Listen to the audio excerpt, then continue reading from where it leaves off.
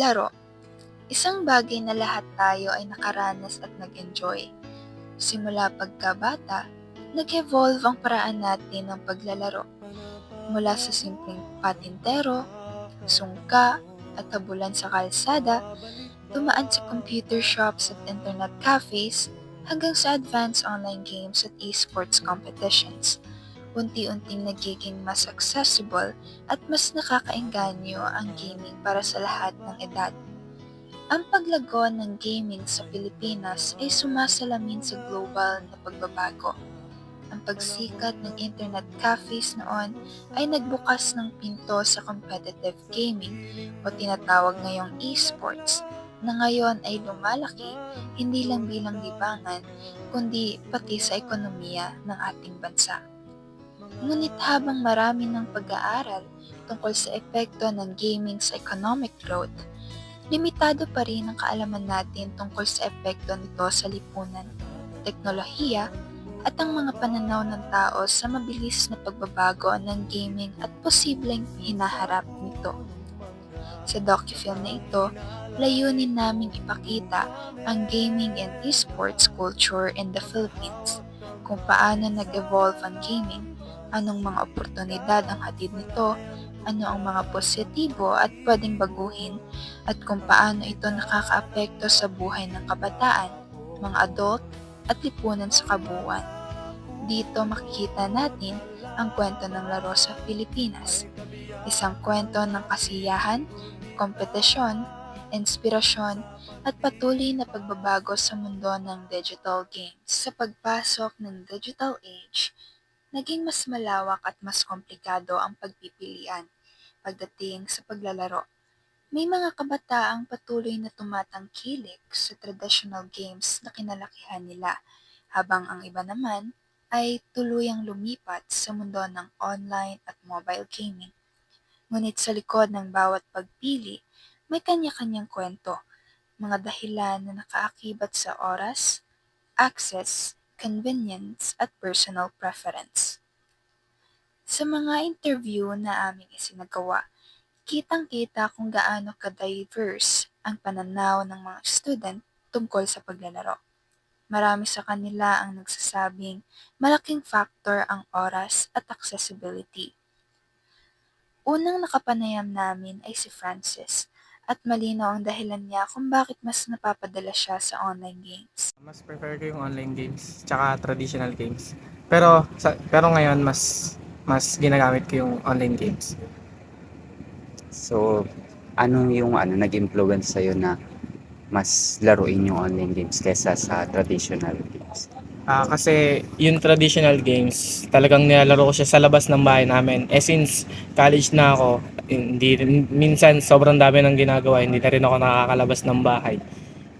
Hindi online games na lang malalaro ko. So, online games yung nilalaro ko sa bahay. Kwento niya, noong bata pa siya, madalas siyang naglalaro sa labas. Puro traditional games, puro physical activities. Pero ngayong nasa kolehiyo na siya, halos wala na siyang oras lumabas. Para kay Francis, practical choice ang online gaming. Isang pahinga na kasya sa tight schedule ng isang student. Ganon din ang pananaw ni na Ashley at Erica, na nagsabing convenience at accessibility ang pinakamalakas na dahilan kung bakit online games ang mga gusto nila. So, ba't mas prefer mo yung online games kaysa sa traditional games? Online games ko siguro kasi mas on a modern side kasi nakakapaglaro ako with friends ng hindi hassle or convenient kasi online. So, ano yung nag-influence sa'yo na laruin mo online games? Siguro influence din ng sa friends tsaka sa social media din pag nakikita ko. Online games po. Ba't mas prefer niyo po yung online games? Mas ano kasi siya, mas madali siyang laruin and kahit saan mo pwedeng malaro, hindi katulad ng traditional games na kailangan mo ng specific place para malaro. So, para mas accessible sa tao. So, ano yung nag-influence sa'yo na laruin yung online games? Friends and families din kasi mas spend kami ng time together pag naglalaro. Para kay Ashley, mas madali itong laruin at mas accessible kahit saan. Para naman kay Erica, mas enjoyable ang online games dahil nakakapaglaro siya with friends nang walang hassle, parang instant bonding kahit magkakalayo. Sa kabilang banda, mayroon ding mga estudyanteng mas pinipili pa rin ang traditional games. Si Marin, halimbawa, ay mas nahuhumaling sa physical activity. Traditional games po. So bakit mas prefer niyo yung traditional games kaysa sa online games? Mas gusto ko yung like gumagalaw ako active, ganun, pinagpapawisan. So ano yung nag-influence sa'yo na ayun yung mas laruin mo? Um, Wala, simula bata lang kasi ako. Like yung mga kapatid ko, mas nag-ano kami, mas naglalaro ng physical na um, online, ganun. Kwento niya, lumaki siyang mas exposed sa physical play. Mas gusto niya ang aktibong environment, ang paggalaw at ang chance na makalayo sa screen. Ganito rin ang pananaw ni Yelena na nagsasabing mas inclined siya sa traditional games tulad ng sungka at puzzles. Mas incline ako dun sa may traditional games katulad na yung sa may sungkain sa puzzles. So, kumbaga kung papipiliin ako, mas pipiliin ko yung traditional. Pero at the same time, naglalaro din ako ng mga onlines, pero hindi yung katulad ng mga competitive games. Ang nilalaro ko is yung mga more on yung parang relaxing tapos yung mga simulations. Sa kanya, mas relaxing ang ganitong klase ng laro at mas nakakatulong ito para mabawasan ang screen time, isang bagay na mahalaga lalo na ngayong digitalized ang halos lahat. Mayroon namang katulad ni Carlo na nagsasabing mas nakakamiss maging bata. Traditional kasi nakakamiss maging bata. Para sa kanya, hindi lang laro ang traditional. Isa itong baliktanaw sa kasiyahang dala ng pagkabata. Sabi pa niya, mas worth it ang pagod, mas totoo ang social interaction, at mas mababa ang stress kumpara sa online games na minsan ay nagdadala ng pressure lalo na kapag may toxic na kakampi. Kasabay ng pag-unlad ng teknolohiya, nag-evolve din ang gaming culture. Hindi lamang ito tungkol sa paglalaro sa kalsada o pagpunta sa computer shop. Ngayon, maraming kabataan ang nakikilahok sa tournaments, school events at barangay level competitions. Isa sa mga dumaan sa ganitong karanasan ay si Daryl Abanda. Para sa kanya, mas prefer niya ang online games dahil accessible ito. Ngayon, mas prefer ko na yung online games.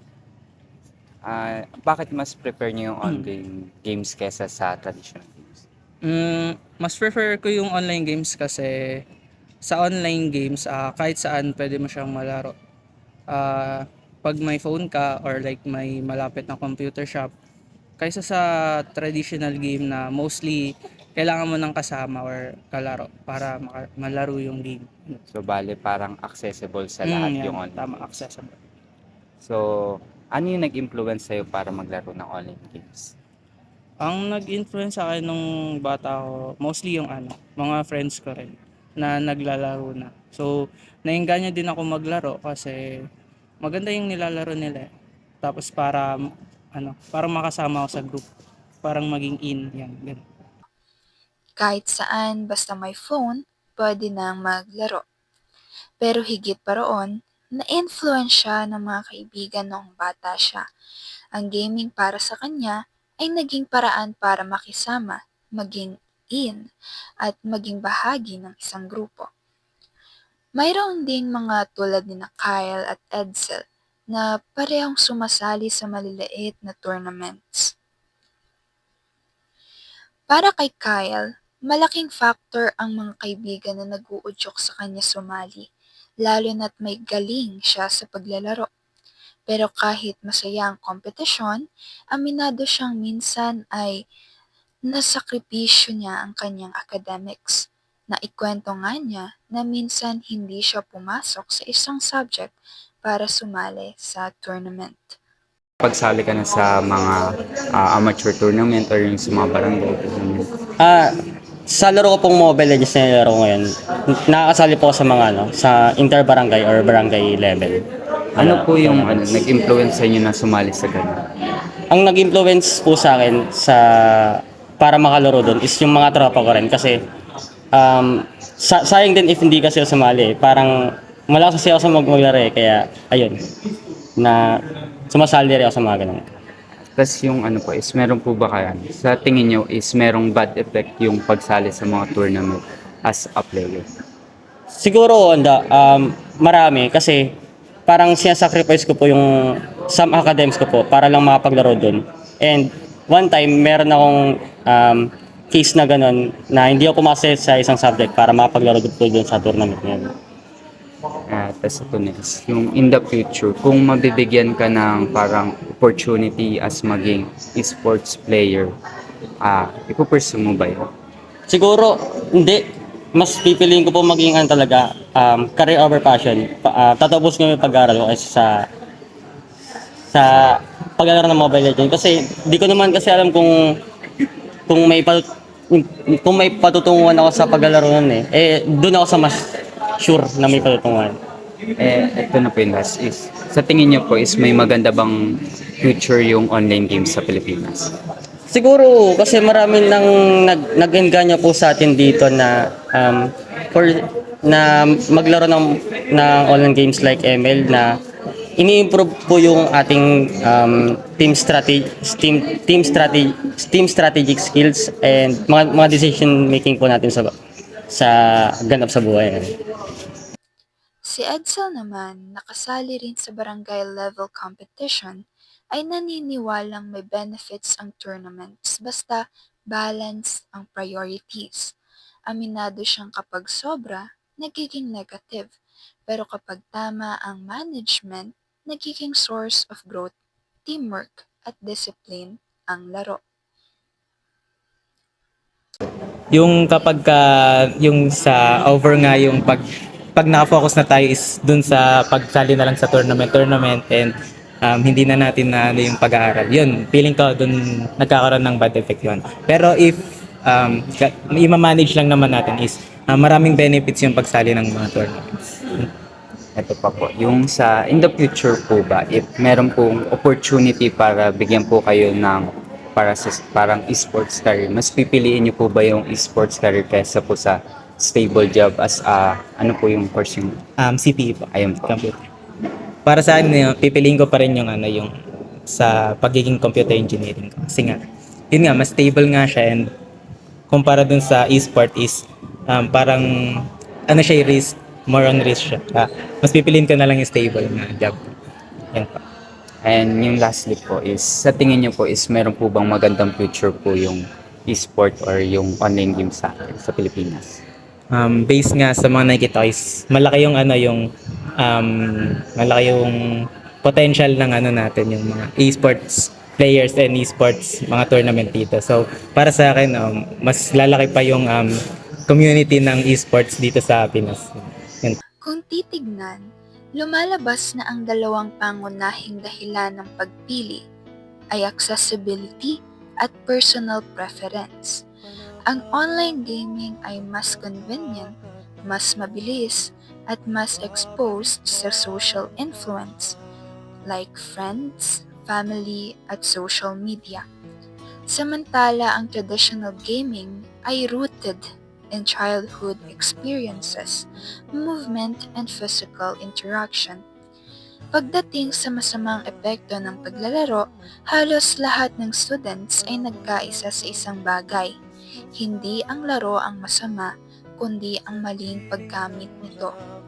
Ayon kay Francis, ang laro ay neutral. Nasa self-discipline ang problema. Ngunit may mga real-life consequences din, tulad ng oversleeping, lost priorities, addictive tendencies, at minsan ay academic neglect tulad ng naikwento ni Kyle at ni Ashley tungkol sa mga kakilala niyang sobra ang pagka-addict. Sa usapin naman kung pwedeng maging career ang esports, hati ang kanilang opinyon. May mga open-minded at willing tumaya sa future, tulad ni Erika na nagsabing baka subukan niya ito kung mahahasa ang skills niya. Ngunit mas marami ang mas pinipiling mag-focus sa stable careers, lalo na sina Daryl, Kyle at Edsel na parehong nag-aaral sa engineering-related programs. Para sa kanila, rewarding man ng esports, mas mataas pa rin ang risk kumpara sa traditional jobs. Sa kabila ng lahat, naniniwala silang malaki ang potential ng esports sa Pilipinas. Nakikita nila ang pag-grow ng community, ang pagtaas ng skills ng Filipino players, at ang paglawak ng opportunities sa digital competition. Matapos nating marinig ang mga boses ng students, mga kwento ng nostalgia, accessibility, pressure at modern gaming culture, dumako naman tayo sa perspektibo ng mas nakatatanda, sapagkat ang paglalaro kahit anong generation ay may iba't ibang kahulugan depende sa karanasan, panahon at responsibilidad ng bawat isa. Para sa kabataan, ang laro ay madalas na pahinga, bonding o simpleng libangan. Pero para sa mga magulang, guro at nakatatanda, mas malawak ang tingin nila rito. Nandoon ang usapin ng disiplina, priorities, pag-aaral at paghubog ng values. Sila ang unang nakakakita sa pagbabago mula sa trumpo at piko papunta sa arcades, internet cafes at ngayon sa mobile at esports. Sa parte ng docu-film na ito, sisilipin natin kung paano tinitingnan ng mga adults ang paglalaro. Ano bang tingin nila sa online gaming at esports? Ano ang nakikita nilang benefits, risks, at pagbabago sa henerasyon ngayon? At higit sa lahat, paano nagtatagpo o minsan nagbabanggaan ang pananaw ng kabataan at ng nakatatanda pagdating sa mundo ng laro? Ngayon, pakinggan naman natin ang kanilang mga opinyon. Sa unang panayam, nakausap namin ng isang magulang na aminadong hindi pamilyar sa mundo ng online gaming. Hindi siya marunong gumamit ng cellphone, pero nakikita niyang paminsan-minsan ay naglalaro ang kanyang mga anak. Para sa kanya, ang paglalaro ay isang simpleng libangan, isang bagay na hindi dapat gawing seryosong career. Ngunit kahit ganoon, bukas pa rin siyang suportahan ng anak kung sakaling mabigyan ito ng oportunidad sa esports. Naniniwala siya na kung ano ang gusto ng bata, iyon ang dapat sundin. At bilang magulang, tungkulin niyang suportahan ang pangarap nito. Dito makikita na kahit hindi sila techie, may mga magulang pa ring handang makinig at umunawa sa interes ng bagong henerasyon. Yung una pong tanong po namin is kung meron po kayong anak? Pero Meron. Yung anak niyo po ba is naglalaro po ng mga online games po? hindi ko alam. Kasi hindi nga ako marunong mag-cellphone eh. Pero nakita ko nagkaano sila. Pero hindi naglalaro ng mga online na lang. Yung mga games na ano. Para may sigal. Hindi po. Yung online games po is yung mga... Siguro, maaari. Yung anak kong isa, yung bunso. Ano po?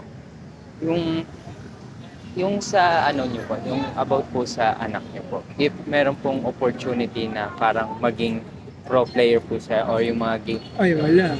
like Parang ano lang, hobby lang. Laro-laro lang Laro. siguro. hindi po, kung bibigyan po siya ng opportunity, papayagan niyo po ba siya? Or mas gusto niyo po yung ano, usually na career job po na mga architecture, engineering, or yung mga... Hindi ko maano yung sagot kung ano ng anak ko eh. Kung ano gusto nila, yun lang ang akin eh. So kapag gusto niya po, papayagan niyo po. Pwede, oo. Pwede. Sa sumunod na panayam ay nakausap namin ng isang magulang na mas maingat at mas tradisyonal ang pananaw pagdating sa gaming. May anak siyang naglalaro ng mga simpleng online games tulad ng Mobile Legends. Ngunit hindi niya itong nakikitang may mabuting epekto. Para sa kanya, mas pinipili ng kabataan ng online games dahil mas komportable sa loob ng bahay. Pero naniniwala siyang mas nakakasama ito sa pag-aaral.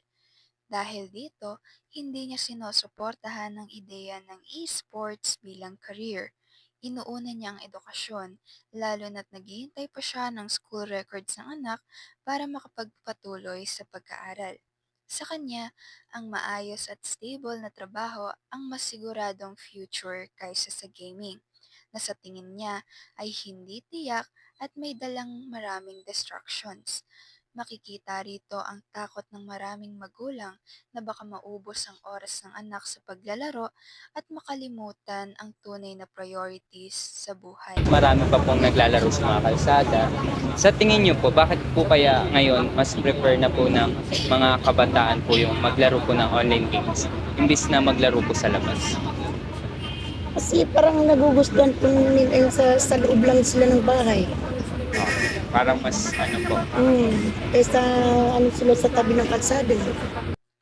Sa huli naman naming nakapanayam ay nakausap naman namin si Ate Marites na may mas malawak na obserbasyon sa epekto ng online gaming sa kabataan. Madalas niyang makita ang kanyang mga apo-apo at pamangkin na naglalaro ng mga baril-barilang game sa computer at sa cellphone. At para sa kanya, nagdudulot ito ng masamang impluensya. Naniniwala siyang nagiging mas bayolente ang mga bata kapag exposed sila sa ganitong klase ng laro. Nakikita rin niyang naapektuhan ng pag-aaral. May mga batang nagpupuyat, nagsisinungaling tungkol sa assignments, at minsan ay tumatangging pumasok dahil inuuna ang paglalaro. Bukod pa rito, napapansin niyang halos wala ng interes ang kabataan sa traditional games tulad ng tumbang preso at mas pinipiling manatili sa harap ng screen kahit madaling araw. Kahit alam niyang kumikita ang ilang esports players, hindi niya pa rin ito gustong tahakin ng mga kabataan. Para sa kanya, mas mahalaga pa rin ang pagtatapos ng pag-aaral at pagkakaroon ng stable na trabaho.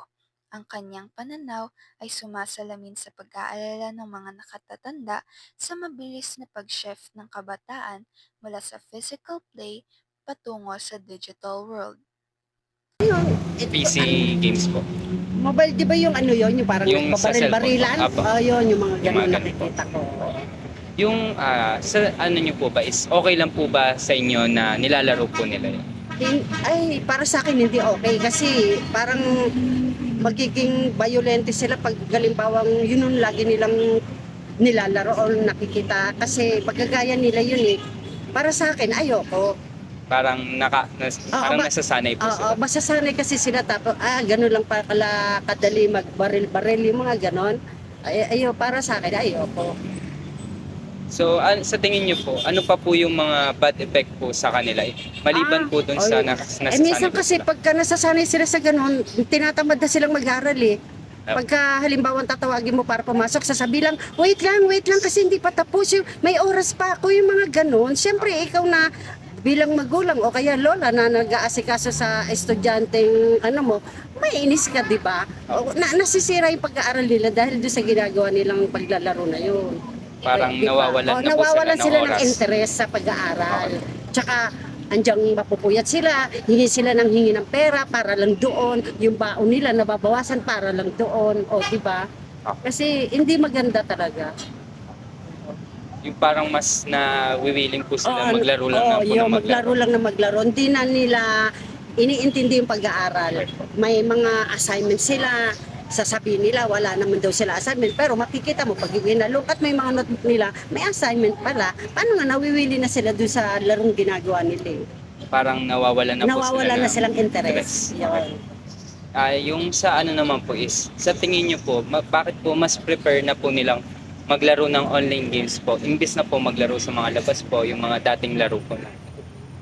Kasi minsan nagagaya na rin sila sa mga ibang bata na ano na na nakikita nila o kaya yung sa ibang malalaki rin na nakikita nilang naglalaro sa cellphone, yung mga Parang mas parang- ano na po, accessible na po Oo, kasi. Oo, yung ganon. Dahil sa cellphone po, Oo. mobile.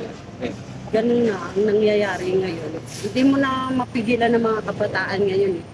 Parang nawalan na po sila ng interest po doon sa mga traditional games na sa po. mga, sa mga dating mga mag ano-ano lang diyan, magtumbang preso, yung mga ganon, yung mga laro ng mga kabataan ng araw, wala na kami nakikitang ganon ngayon na naglalaro ng mga ganon.